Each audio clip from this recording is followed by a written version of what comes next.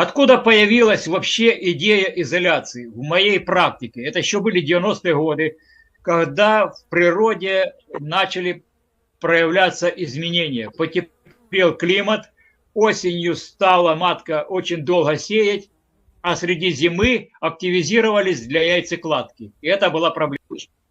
Среди зимы, когда была оттепель, допустим, в январе месяце, я беру свой климат, матки начинали при оттепели активизироваться, появлялся расплод, увеличивался расход кормов, а затем был возврат холодов. И это была очень серьезная проблема по окончанию зимовки. Семьи слабели и даже гибли. Тогда впервые в моей практике появилась идея каким-то образом маткам не давать активизироваться в середине зимы. Пошли первые экспериментальные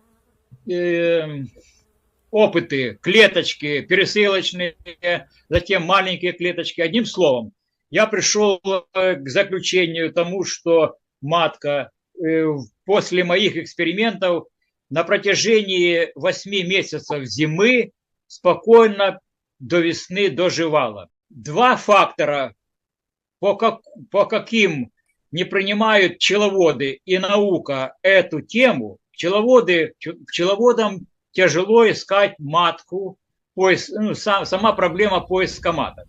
Они не могут найти, тяжело поместить в клетку и, соответственно, изолировать. А наука не могла воспринять эту тему, потому что есть принцип формирования жирового тела. Он категорически был неправильно искажен в те времена. То есть мы разрушили постулаты прошлого столетия по формированию жирового тела. Это было в основе. Вот смотрите, у меня матка на протяжении годового цикла работает всего-навсего 4 месяца. 4 месяца работает матка. А 8 месяцев находится в изоляторе, весь неактивный период. Осень, зима до весны.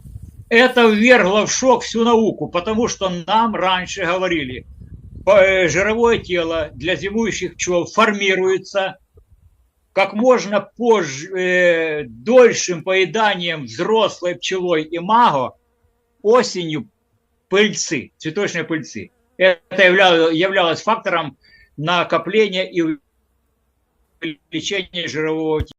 Изоляция маток не так быстро вошла в практическое применение. Нужны были длительные годы опытом, потому что мы тоже столкнулись с этим неприродным явлением, и у каждого было из нас, первопроходцев, сомнение, насколько мы вверглись в науку, насколько мы против природы проводим эти эксперименты. И представьте себе, насколько эти эксперименты оказались решающими в том, что мы постулаты прошлого мышления о формировании жирового тела полностью уничтожили. Принцип формирования жирового тела медоносной пчелы оказалось, что происходит не от поедания пыльцы взрослым имаго осенью, а жировое тело формируется в личиночной стадии. Что явилось основанием для такого подозрения? Почему летняя пчела живет всего 40 дней, все прекрасно пчеловоды знают, а зимняя пчела живет 10 месяцев, фактически в 10 раз дольше? Почему? Оказалось, что это было известно еще в 1948 году прошлого столетия, 1948 году. Анна Маурицио доказала, что пчела, выкармливающая маточным молочком в активный сезон личинок первых 3 дней, живет всего 40 дней, а не выкармливающая маточным молочком живет в 10 раз дольше. И мы, пчеловоды практики, рискнули, попробовали. Мы связали логику, практическое исследование. И оказалось, это правда. Мы стали управлять биоресурсом медоносной пчелы, изолировав ее, исключив выкармливание расплода маточным молочком тогда, когда нам нужно. Изоляция трехкратная изоляция в годовом цикле. То есть мы на протяжении активного сезона, наш короткий сезон, это территория Украины, у нас активный сезон где-то начинается с апреля и заканчивается октябрем. И мы можем трижды изолировать маток, трижды, с сохранением ее силы и с жировым телом. И она зимует 6-7 месяцев. Это в активный сезон, да, 3 раза?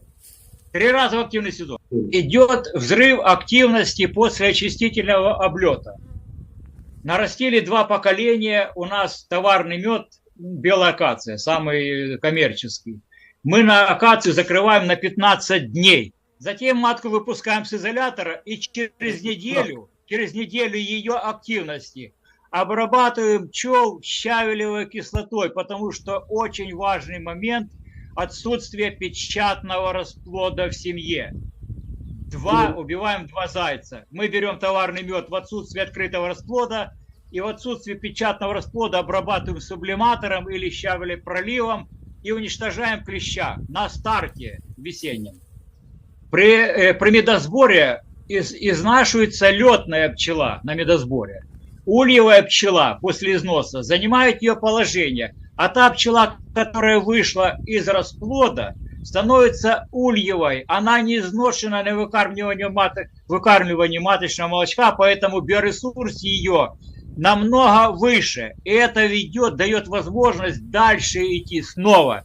На месяц всего матка сеет, месяц, и снова закрываем в изолятор. Мы берем месяц еще, семья работает на принос товара, расплода открытого нет.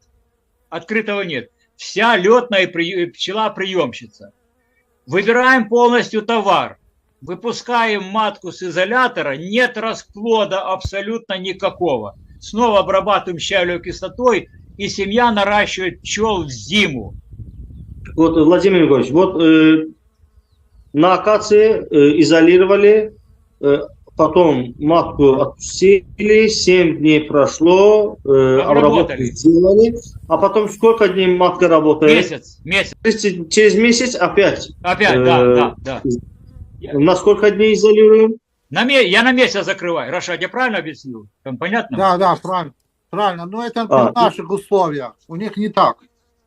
Ну, пускай будут приспосабливаться, ты откорректируй нас. Между изоляциями, вот вы выпустили матку, начала работать, минимум месяц она должна поработать, минимум месяц, до следующей изоляции.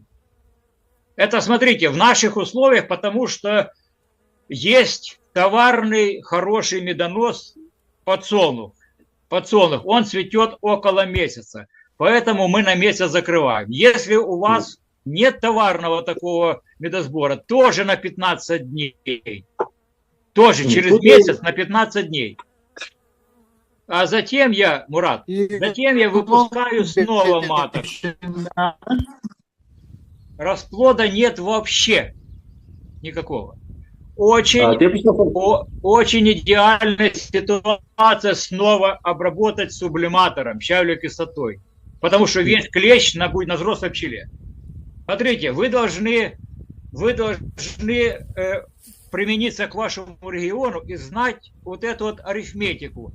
Выпускайте матку с изолятора, держите 15 дней и выпускаете матку. И через неделю обрабатываете сублиматором или проливом. Почему? Потому что когда матка начинает сеять, уже после выпуска с изолятора, того печатного уже не будет, а этого еще не будет. Весь клещ у вас будет на взрослой пчеле.